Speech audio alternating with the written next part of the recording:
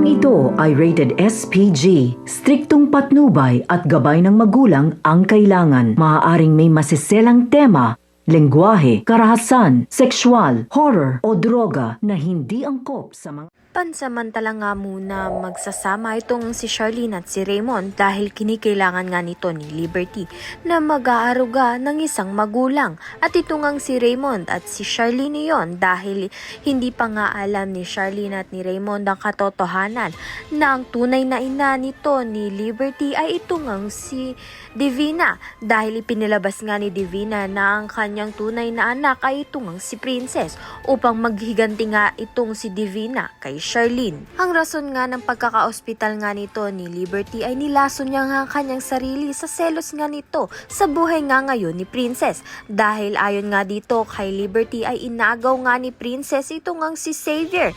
Dahil nga kahit ano pa ngang pakiusap nito ni Liberty na makipagbalikan sa kanya itong si Xavier ay hindi nga ito pumapayag at si Princess pa nga ang mas pinili nito ni Xavier. Kaya naman nga't hindi nga kinaya ni Liberty at nilason niya nga ang kanyang sarili.